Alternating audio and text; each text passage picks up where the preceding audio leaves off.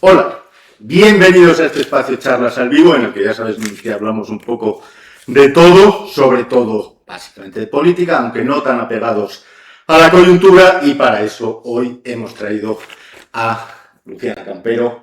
¿Cómo estás? ¿Cómo estás, Jesús? Muchas gracias. Un saludo a toda la audiencia del país y gracias a este espacio por permitirme aquí charlar temas políticos. Seguramente todo el mundo la conoce a Luciana, es una de las diputadas pues más reconocidas de la pasada legislatura, a pesar de que era diputada suplente, y también pues por la campaña electoral al municipio, donde pusiste varios temas encima de la mesa de los que no se hablaba.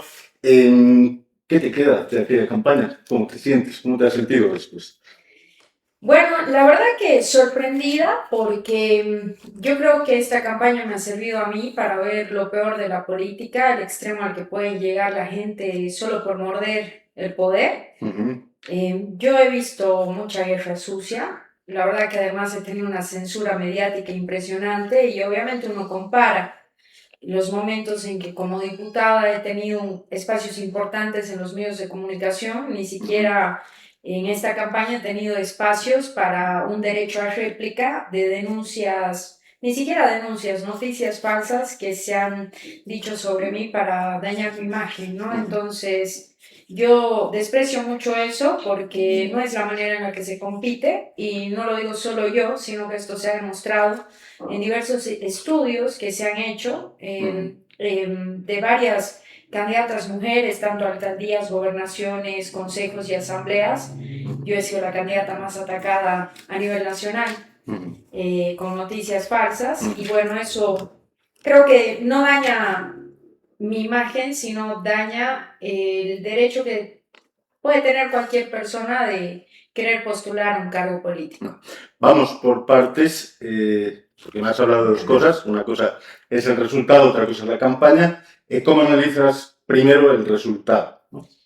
Bueno, cuando uno entra a este tipo de contiendas, puedes ganar o perder. Yo creo que he ganado muchísimo porque vengo de un proceso donde los corruptos no me han querido dentro del sistema. En principio, yo estaba invitada a ser candidata a diputada por Unidad Nacional, pero yo me he opuesto y he rechazado esa invitación por el tema de las listas negras que afectaba a colegas mías.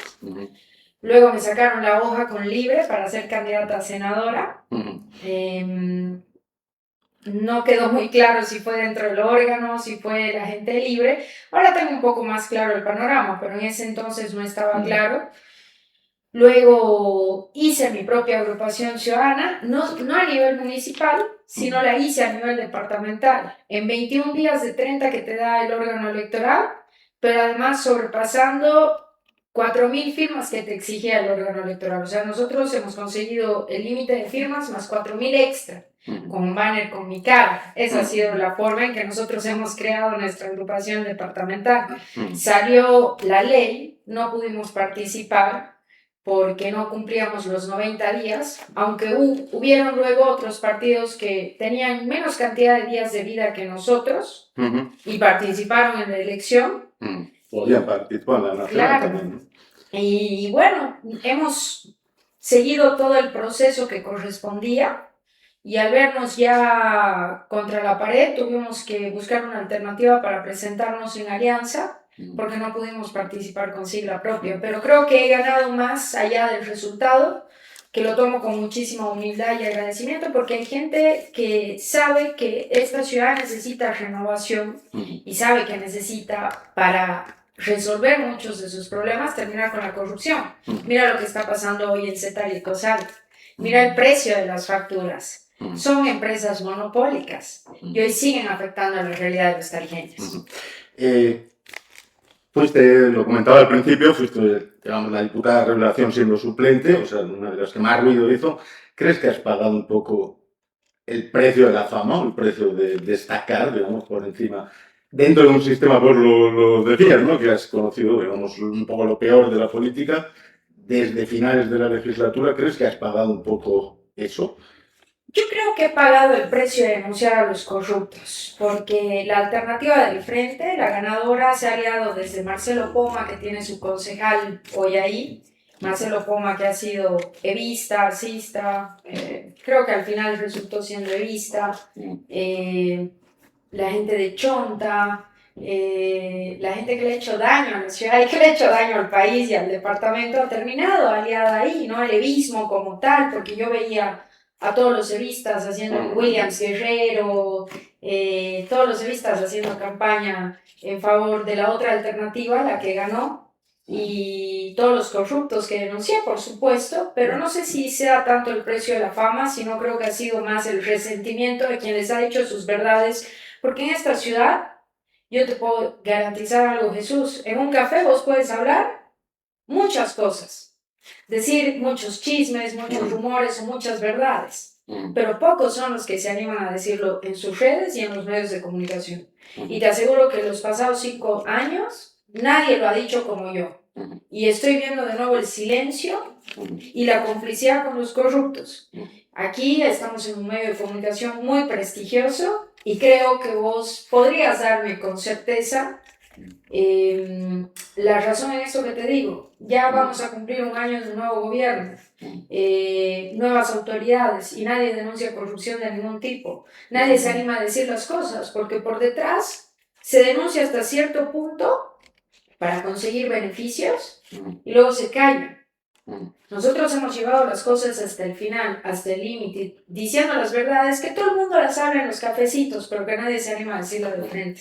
Empezaste, fuiste ya con Carlos Mesa hasta el final, pero es verdad que la parte de listas azules en el tiempo de las elecciones judiciales hubo gente de tu partido que criticó esa iniciativa que al final, desde mi punto de vista por lo menos, resultó positiva para el país. Ahí empezó un poco esto. En realidad no, ocurre la segunda gestión cuando Carlos Alarcón se manda un mocazo por la elección del defensor del pueblo. Él en complicidad, por supuesto, con el masismo, allanan el camino para que el masismo pueda elegir a través de 2/3 el defensor del pueblo. Yo fui la única que salió a exigir su renuncia de manera pública en medios de comunicación a nivel nacional. La renuncia de Carlos Alarcón. A la jefatura de bancada. A la jefatura de bancada. Y bueno, desde ahí no es que precisamente yo tenía abiertas las puertas de la bancada de Comunidad Ciudadana. Cada espacio, cada entrevista que he conseguido, cada iniciativa que he hecho, lo he hecho sin tener AGP porque mi titular de paso era tránsfuga, me habilitaba a fin de mes cuando no había sesión. El AGP que debería trabajar y tramitar cosas administrativas para los dos, no lo hacía para mí. Entonces, básicamente, ha sido una gestión bastante compleja porque en lo administrativo no he tenido absolutamente ninguna ayuda, pero a pesar de eso he podido abrirme las puertas porque cada tema que hemos denunciado ha sido sumamente importante. Carlos Mesa ha tenido mi lealtad hasta el último día, pero eso no significa que mi lealtad se traduzca en apoyar las cosas que estaban mal, como las que ocurrieron por culpa de Carlos Alarcón, la aprobación de créditos que no tenían ningún sentido. Es más, tenía algunos colegas que se aprovechaban de que no podía estar todo el mes presente en La Paz porque era suplente y hasta me plagiaban mis denuncias, mis proyectos de ley y todo eso, ¿no? ¿Crees que hay mucha corrupción también en la Asamblea? ¿Qué parte de responsabilidad del desastre de la gestión de Luis Arce crees que también hubo cierta responsabilidad en la Asamblea Legislativa? Yo creo que ha habido mucha responsabilidad. Yo no he sido parte de ese sistema corrupto, siempre lo he denunciado, siempre con nombre y con foto y con apellido para que la gente sepa quiénes estaban traicionando su voto. Y si hay algo que yo te puedo garantizar es que ha corrido mucho dinero muchas veces. Por ejemplo, para la elección del fiscal general, esa elección no debió haberse realizado porque era inconstitucional y se realiza por culpa de Carlos Alarcón y él le da su palabra a Carlos Mesa de que no iba a salir Mariaca y en la primera votación ¡plac! Sale Mariaca. ¿Quién votó por Mariaca? Casi todo el masismo, Todo el más masismo, parte las dos de los colegas de oposición que estaban habilitados. Yo no estaba habilitada y fueron muy pocos los que rechazaron a María. Que había otro candidato que realmente valía la pena para que esté, si no me equivoco, era de Sucre. Pero bueno, lastimosamente no se tenían los votos y ahí sí ha corrido mucha plata para esa elección. Es verdad esa leyenda de que corren maletines para aprobar determinadas leyes. No maletines, pero sí han tenido operadores tanto, por ejemplo, un representante operador del arcismo, un representante operador del levismo y un representante operador de los diputados que se los conocía como tránsfugas, que eran los que negociaban el pago de los votos. Entonces, cuando había votaciones en esas cajas ocultas, ahí pues votaban a favor del MAS. Vamos a la elección nacional, porque claro, vos tenías toda una imagen construida en lo nacional, ¿no? Sobre todo más que incluso que en Tarija. Llega el momento de la elección, aparece ese momento, tengo entendido que estabas en la lista de Samuel Doria Medina en franja de seguridad, con plenas garantías de continuidad, y aparece aquello de las listas negras de Camacho. Cuéntame cómo fue esa experiencia. Mira, a mí me habían ofrecido ser candidata a primer pluri, diputada titular, por las denuncias que realicé contra Evo, descubrí bot trading, bueno, una serie de cosas. Pero hay algo que yo entiendo en mi vida que fuera de la política, dentro de la política, no funciona si no es con lealtad. Y previamente a la invitación, yo tenía 3 colegas que fueron invitadas por Samuel a firmar una adhesión, ¿no? Firmaron esta adhesión en Santa Cruz, prometiéndoles 1000 cosas, pero el tema es que se utilizó la imagen de estas colegas. Luego ellos les dijeron que no podían estar en la lista. Yo escuché, o sea, no te estoy contando algo que me han venido a contar, yo lo he escuchado de la boca de Samuel, de la boca de Roberto Moscoso. Que ellas no podían estar en la lista porque Luis Fernando Camacho había decidido dejarlas al margen, ponerlas en su lista negra. Es más, la palabra lista negra sale de Samuel Doria Medina. Él había dicho que en esa lista negra estaba Luis Anaya, Paola Aguirre, Vicente Cuellar, el propio Rómulo Calvo, o sea, era una lista bastante larga la que explicaba Samuel. Y a mí me pareció tremendamente injusto, porque incluso, pero no te preocupes porque vas a ser la ministra más joven de mi gestión. O sea, no se reparte la torta antes de ganar, ¿no? Luego hay un episodio que viene Samuel Doria Medina aquí durante la campaña, me adelanto un poco, pero viene durante la campaña, y siendo parte de la Alianza Patria, le da todo el apoyo a Johnny Torres. ¿Cómo te sentiste y cómo interpretas eso, ¿no? ¿Cómo se interpreta eso? Yo creo que, bueno, estas colegas mías salen a denunciar. Ellos ya sabían que iba a ocurrir eso, entonces tenían un sistema de blindaje para hacerlas quedar mal, una guerra sucia tremenda contra ellas. Y a los 2 días yo decido salir a la prensa y en ese momento mi credibilidad más mi imagen estaban muy por encima. Venía metiendo 14 magistrados de 17 con mis listas azules. Había descubierto bot trading, había sacado el caso de Evo Morales. Entonces yo fui a ratificar solamente lo que escuché, a denunciar una injusticia. Yo no estaba en las listas negras, una injusticia que no me parecía. Pero además cuando uno construye y hace política y lo hace desde el equipo, tiene que tener lealtad, tiene que dar ese respaldarazo. Yo estoy a decir la verdad. Y por supuesto Samuel, que sabía decir aquí, vino a Tarija a vengarse, eso está más que claro, a decir que no me conoce, me llamaba, me buscaba, me sigue en todas las redes sociales, hizo incluso videos. Cuando él agarraba videos para opinar, ¿escucharon esto? Hizo 2 o 3 videos míos. Todo lo que le dijo a mis colegas lo dijo en una cena donde habíamos 5 personas. Y entonces me invitó a ser su candidato. Entonces decir que no me conoce me parecía un acto de venganza que a mí la verdad me deja sin cuidado. Más bien yo agradezco porque cuando uno recibe el apoyo de Samuel, pues está clarísimo qué es lo que pasa. Qué mala suerte. Vuelvo un poco atrás de nuevo. El momento, finalmente apareces en las listas de Libre y el papel se pierde. ¿Por qué se pierde? ¿Quién lo pierde? ¿Y cómo quedas inhabilitado? Mira, ahora que estoy alejada del marco político y no tengo que guardarme nada, te puedo decir que en ese momento la gente libre me dijo que quien sacó mi papel fue Gustavo Ávila. Uh-huh. Y luego la gente del órgano electoral me dijo que el señor, es un diputado, que ahorita no me acuerdo su nombre, Rodrigo, ahorita no me acuerdo su apellido, pero a medida que vayamos hablando me voy a acordar. Yeah. Rodrigo, que era el representante de Libre ante el órgano electoral, escribió a uno de los vocales y pidió poder entrar a la sala donde estaban las cajas de papeles para sacar mi papel. Porque ellos creían que no iba a ser políticamente correcta, digamos, ¿no? O sea, de callarme algún acto de corrupción cuando haya que callar. Poco controlable. Así es. Pero no es poco controlable, yo creo que es correcta con la ciudadanía. En el marco de respetar a quienes, creo yo, votan por mí, ¿no? Yo no me iría jamás a la vereda del MAS, como lo ha hecho Edwin Rosas. Sin embargo, sí, siempre contra la corrupción. Avanzamos sobre esto, porque claro, de todo esto viene después, queda fuera, queda inhabilitada, y viene ya las subnacionales, ¿no? Con un marco totalmente distinto. Ahí incluso, pero en medio de eso yo hago mi propia agrupación, que es muy difícil, muy caro, muy... todo lo que te imagines, un plazo corto, con un sistema dactilar, necesitas computadoras, los registros de huella, internet, o sea, es un sistema bastante complicado que nosotros hemos podido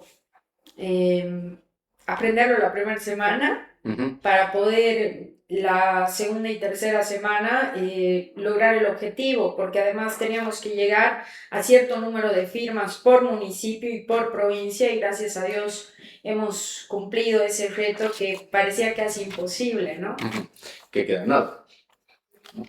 ¿Qué? O sea, que finalmente queda nada porque... tenemos la agrupación para futuros jóvenes políticos que alguna vez quieran participar, va a haber siempre una casa. Para vos, luego vamos a entrar a eso. Yo quería hablar de cómo llegamos, o sea, llegamos con esa agrupación armada, llegamos a los días de la carrera, evidentemente el Tribunal Supremo Electoral sacó una normativa que se contradice con la norma nacional, ¿no? Porque había habido partidos que sí habían entrado fuera de plazo y habían corrido en las nacionales hasta el final, incluso, pero bueno, queda fuera Luciana, llegamos en diciembre y tiene que tomar una decisión. ¿Qué tenías encima de la mesa en ese momento?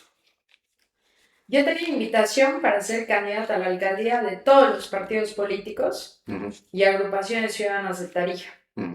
Absolutamente de todos. Te diría que hasta el MAS se ha atrevido, a través de una de las personas que formaba parte del equipo, de ofrecernos su sigla. Obviamente eso no iba a ocurrir, pero teníamos la invitación de absolutamente todas las agrupaciones.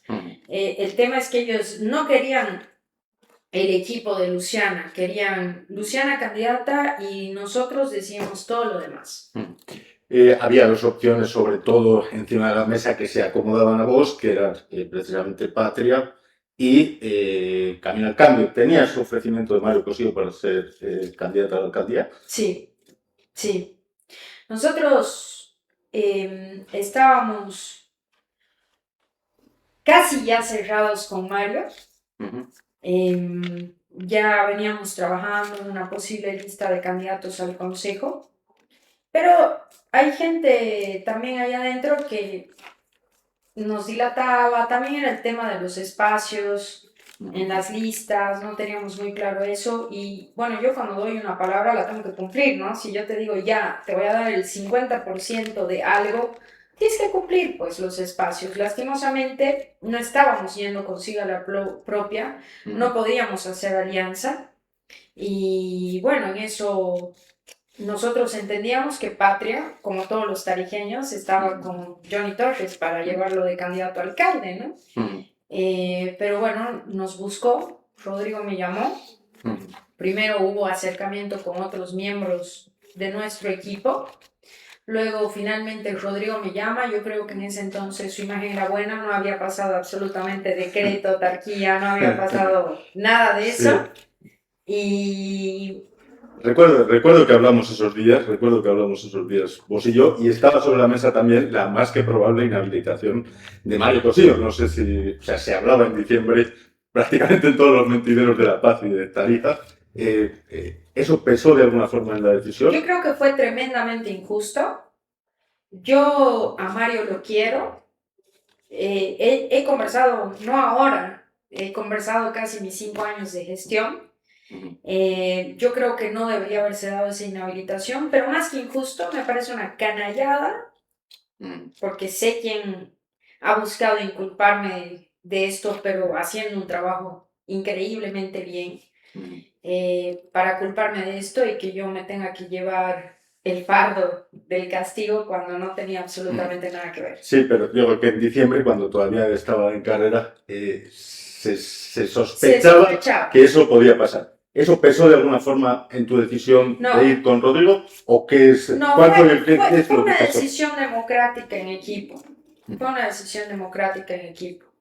Yo entendía que ahora era responsable de una agrupación que, si bien no podía participar, existía, tenía personas. Y la democracia decidió al final ir con Rodrigo. De alguna forma, vos eres consciente que eso eliminaba, digamos, tu principal arma, que era la lucha contra la casta, ¿no? Al final, Rodrigo Paz, Paz Zamora, en fin, todo un grupo de gente que lleva muchos años en el poder. Hubiera ido con la agrupación que hubiera ido, hubiera caído en esa retórica de la casta, porque es verdad, hay casta ahí, pero también hay casta en Camino Democrático al Cambio, también hay casta en ISA, también hay casta en todo lado, digamos. Yo no he visto una verdadera renovación, exceptuando en la segunda fase de Camino al Cambio. Ahora, o sea, cuando inhabilitan a Mario, veo la renovación real. Antes de la inhabilitación de Mario no, pero no creo que los partidos, los tradicionales, los que ya existen, se hayan animado a una renovación real, ¿no? Siempre todo gira en torno a la figura, y nosotros queríamos y estábamos en esa línea de construir algo distinto a eso.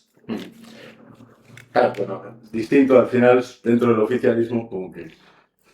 Con quien hubiera ido, hubiera caído en ese discurso de la casta, pero sí, Rodrigo me hablaba de una renovación que sí, a nivel nacional él la representaba y nosotros la queríamos representar aquí. Queríamos renovación y lucha contra la corrupción. Y a mí, yo puedo ir con Juan Pérez, o sea, o con el Papa, pero yo pienso como pienso yo, no como piensa el Papa.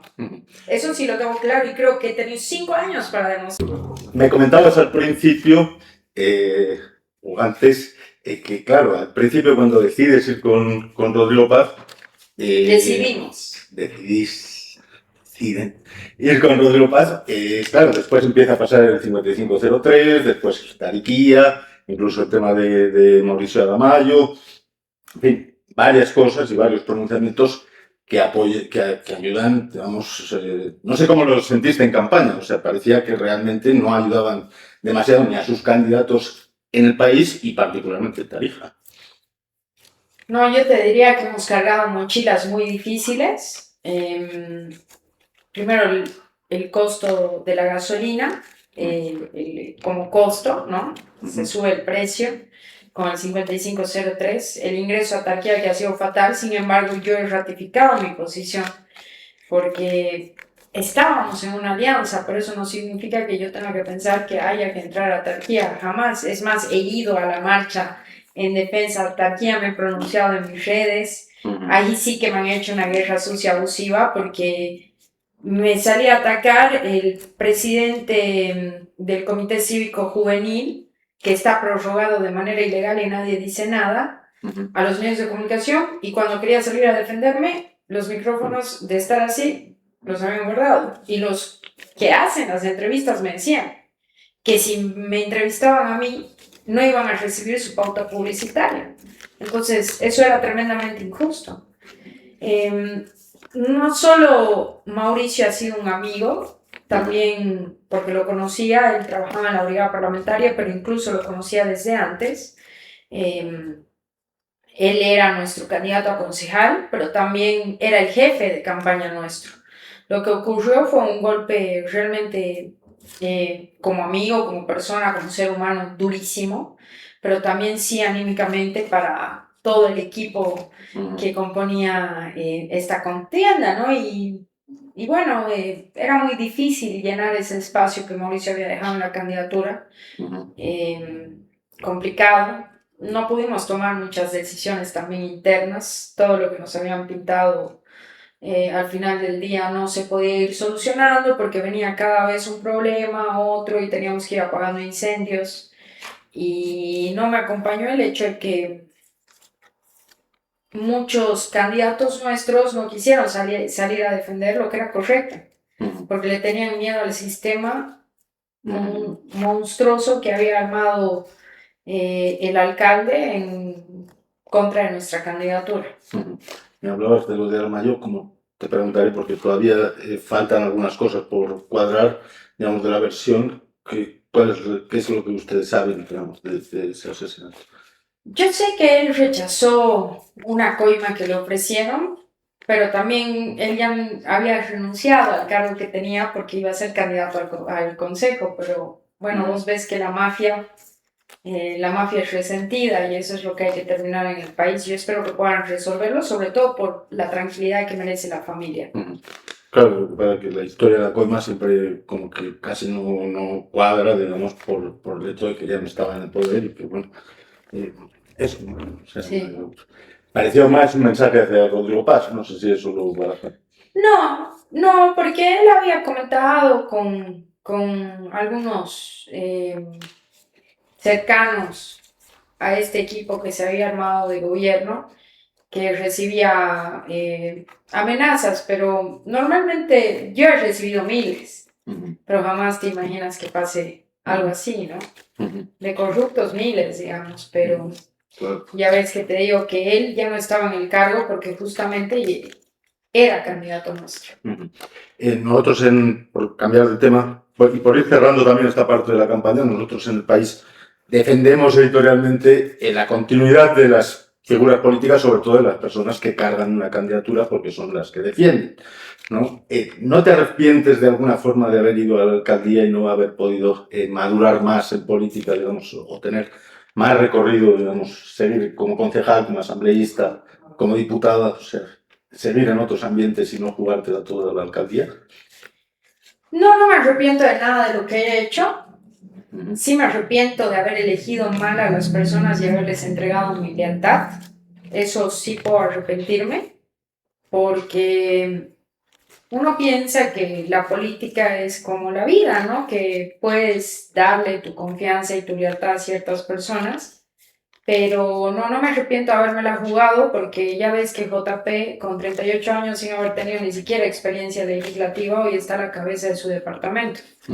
JP es un buen amigo, yo le he ayudado mucho en su campaña nacional, porque por supuesto era candidata de libre y he acompañado también su proceso de crecimiento y me enorgullece muchísimo porque él también ha buscado el consejo de jóvenes que tenían experiencia en esto. Y ya ves que tienes un JP ahí dirigiendo el departamento probablemente más importante del país en términos económicos, porque ahí se mueve la economía ahorita de Bolivia. Y creo que es necesario renovar la política.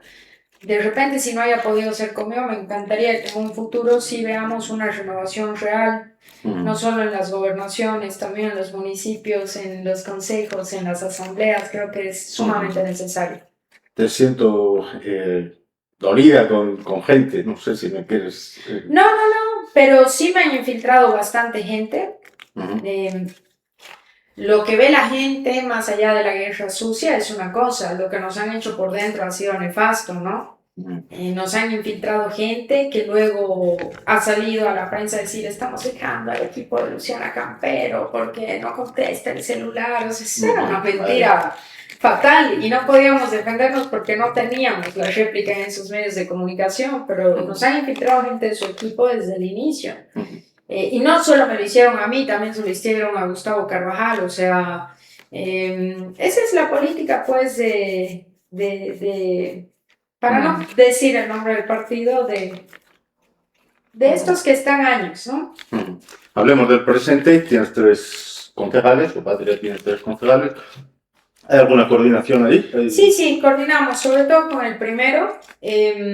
Vamos a empezar, no ha pasado ni un mes de la posesión, mañana se cumple un mes. Vamos a empezar a presentar proyectos de ley ante el Consejo Municipal a través de nuestra bancada para priorizar ciertos temas que necesita, por supuesto, el municipio, y también necesitamos urgente empezar a fiscalizar la pasada gestión y esta gestión. ¿Qué es, digamos, lo que más te duele? Así, una cosa, no me hagas todo, de no haber podido llegar al cargo, digamos, o de lo que puedas criticar de la actual gestión. Que la corrupción siga. Eso es lo que más me duele. Porque el daño al final es a la ciudad. El daño al final es a la ciudad. Podrán decirme, no, nunca ha habido corrupción, pero al final las cosas van saliendo. ¿Cómo van a decir que no ha habido corrupción? ¿Qué es lo de las fotomultas? Un desprestigio tenemos a nivel internacional para hacer alianzas público-privadas por lo que ha ocurrido con esa empresa ecuatoriana que ni se imaginan. ¿Qué es lo de los carros basureros de mar? Sí, son hermosos, pero tienen un precio límite. Ha habido sobreprecio ahí. Me van a decir que no, si ahí están las pruebas. Y así como eso, ¿qué es lo del colosal? La repartición de terrenos. Cuando vos quieres construir en el centro no se puede construir más de 4 pisos, pero ves que hay edificios de más de 4 pisos en todo el centro. La gente que construye en el centro, para construir más de 4 pisos, tiene que entregar un departamento, 2 departamentos a ciertos personajes del municipio. Y lo digo sin miedo porque hoy, pese a que no tengo ya ninguna inmunidad parlamentaria, es una realidad. La que se conversa en los cafés que te decía desde el inicio, porque yo he conversado con los constructores que han tenido que pagar las coimas. Lo mismo para los loteamientos. Tienen que entregar 1, 2, 3, 6 lotes. Es que falta para este, para el otro, para el director, para aquí, para allá.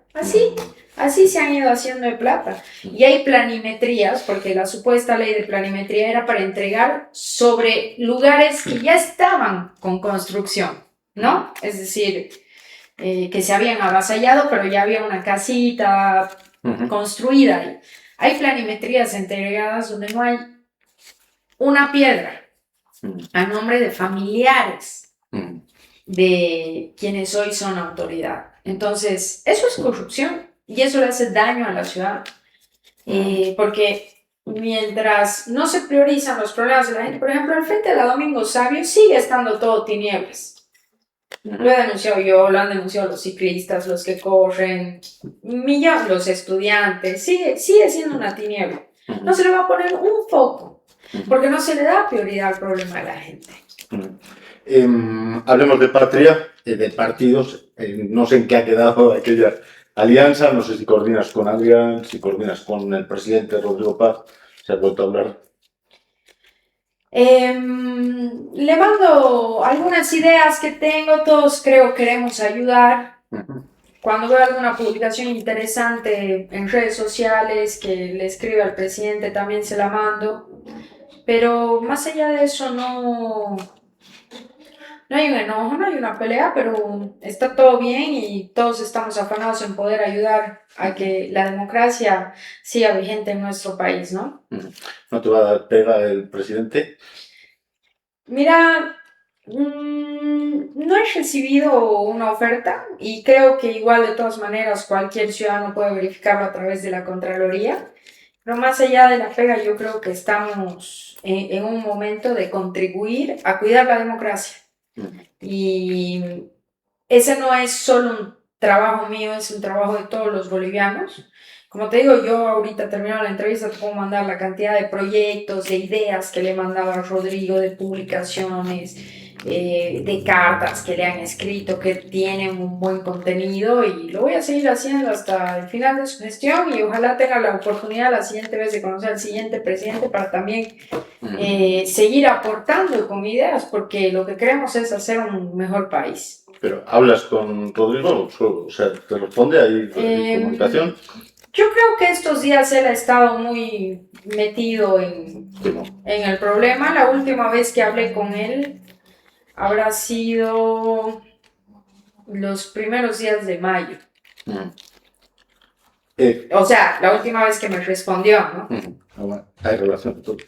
Lo mismo, un poco, ¿hacia dónde vas a ir, no? Si tienes pensado seguir en política, hacían equipo bueno con Luis Anaya, en fin, con varias compañeras, no sé si por ahí también vas a tener algo, si te vamos a seguir viendo en política, básicamente.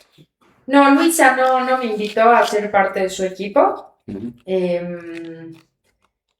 Me alegra que hoy sea la presidenta del Consejo Municipal de Santa Cruz. Creo que le va a ir bien. Es una muy buena política, pero no he recibido tampoco una invitación de su parte. No, es más, no conversamos hace bastante tiempo. Pero sí tengo bastantes ofertas laborales en el ámbito profesional. Yo creo que la experiencia legislativa que tengo es bastante valiosa y tengo bastantes ofertas. Estoy evaluando con calma, estoy haciendo consultorías también. Creo que son valiosas e importantes, porque al final del día yo no soy una persona acomodada a la que le sobra la plata, hay que seguir trabajando, tengo que seguir ayudando en mi casa, así que con las consultorías estoy remando y bueno, evaluando ahí las ofertas. Me encantaría trabajar en un periódico, escribiendo columnas, claro que sí. Así que bueno, estamos ahí evaluando qué camino tomar y qué camino seguir, pero por el momento yo soy una ciudadana más que va a seguir opinando en sus redes como lo hacía desde antes de ser diputada suplente de este departamento. O sea, no quiero meterme donde no me llaman, pero con Luisa parecía un equipo bastante cerrado. ¿Está todo bien ahí? Éramos un equipo sólido, pero ella ya está haciendo, creo, o construyendo un equipo que es más regional.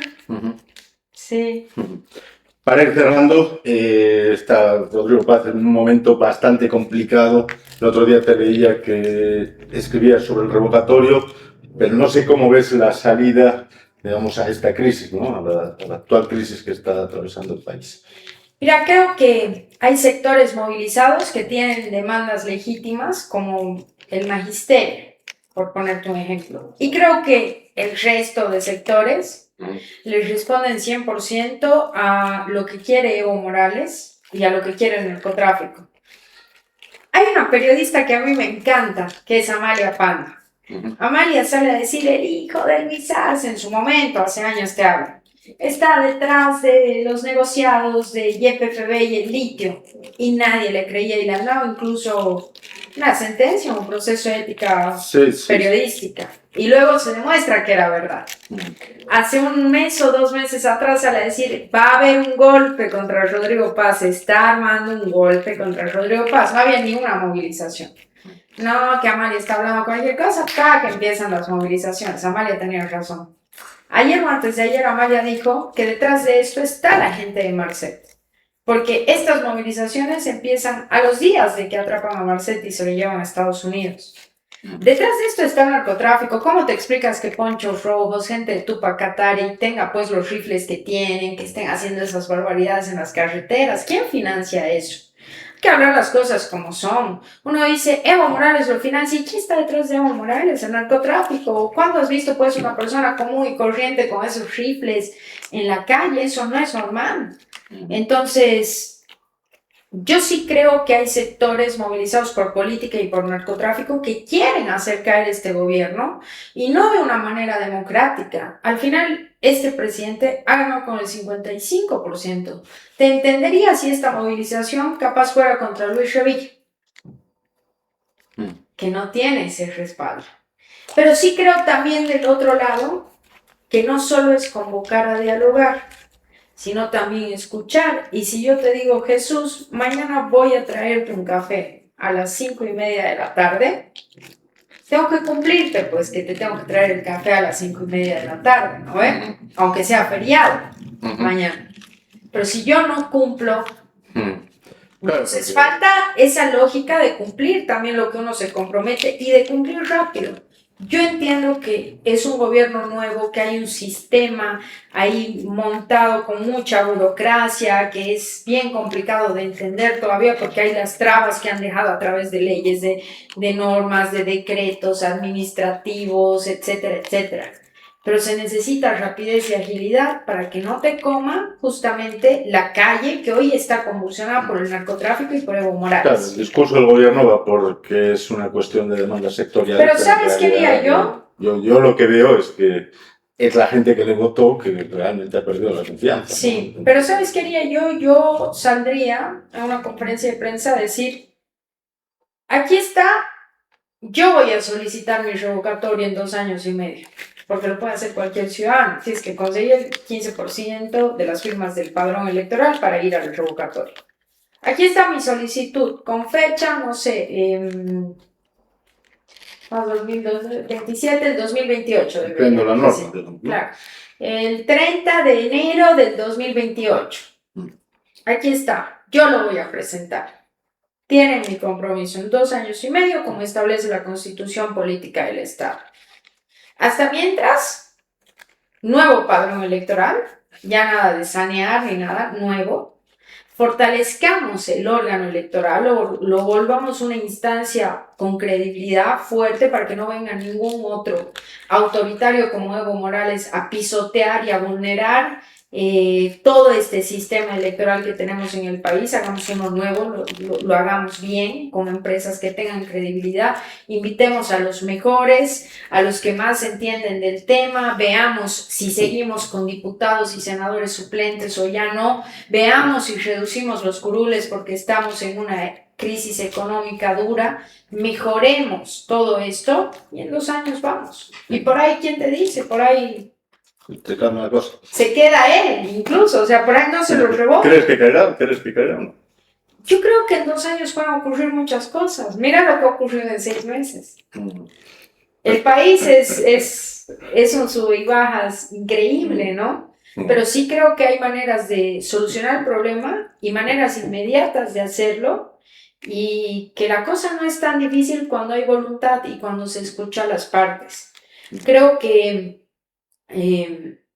mira, yo sí creo que cuando hay mucha violencia en la calle, ya ponchos rojos apedreando ambulancias, niñas, niños muriendo porque no pueden llegar al hospital a hacerse una quimioterapia, yo sí creo que debería salir la fuerza a regular un poco esto, no te digo que a matar, pero sí a regularlo, ¿no? A abrir las calles.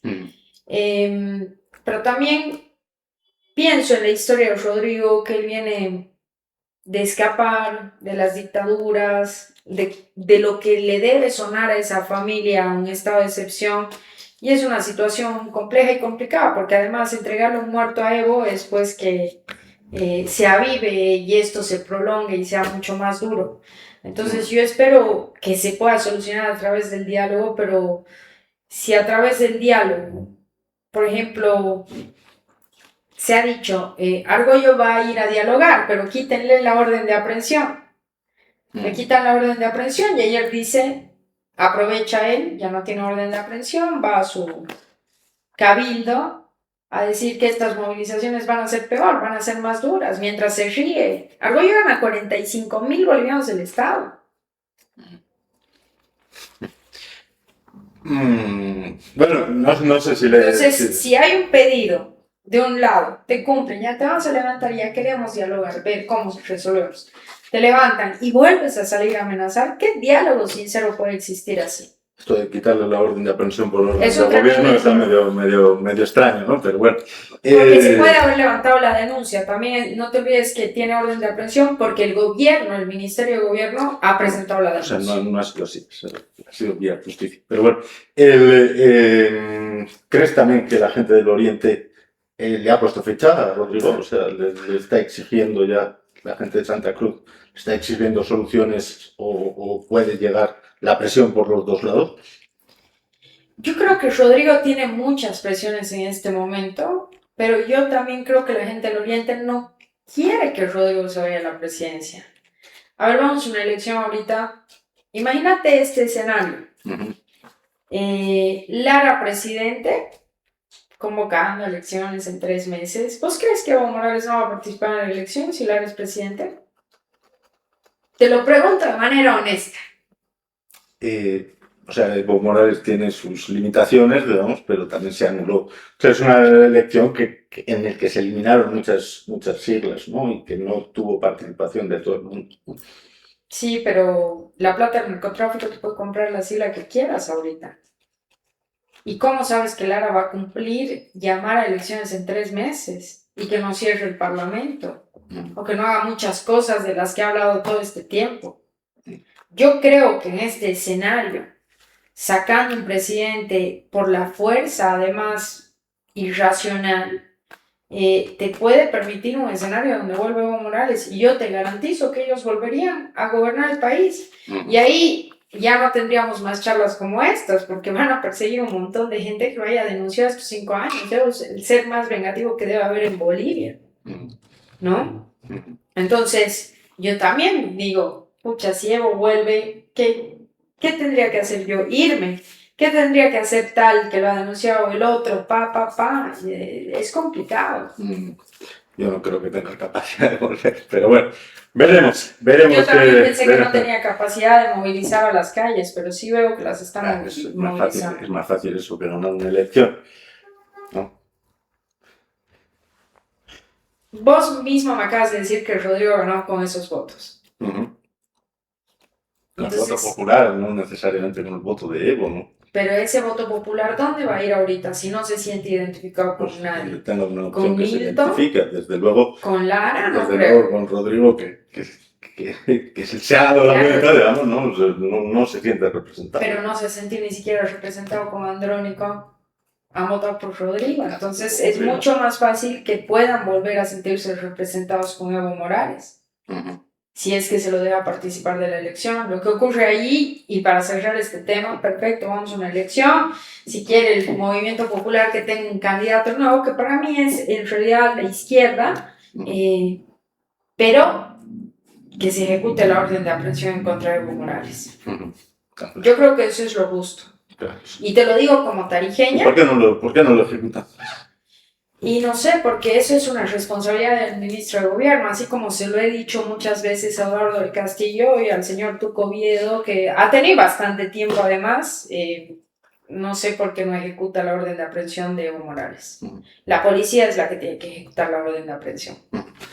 Bueno, te voy a cortar un poco abruptamente porque ya se nos ha ido, pero vamos a ver si encontramos más espacios para poder hablar. Gracias, Lu, un placer hablar contigo. En campaña tuvimos algunos desencuentros en momentos puntuales y no pude entrevistarte, pero bueno, un gusto. Gracias, Jesús. Me disculpo por no haber venido en campaña. La verdad que he tenido pues que hacer de todo en la campaña, ¿no? Absolutamente todo, y creo que haber cargado con tanta responsabilidad también ha generado un desgaste, sobre todo en la salud, en lo emocional, pero bueno, estamos aquí recomponiendo, y cuando quieras una persona más que quiera venir a opinar de política, con el mayor de los gustos. Nos conocemos hace tantos años. Vos me has conocido además fuera de la política, trabajando como productora de Tops en la Mira. Así que qué chulo tener esta charla, porque nunca habíamos hablado de política en esas épocas de Tops en la Mira. Claro, eran otros tiempos. Gracias, Lu. Gracias a todos. Ya saben que nos pueden dejar en comentarios todas sus opiniones y también todas sus sugerencias para próximas entregas.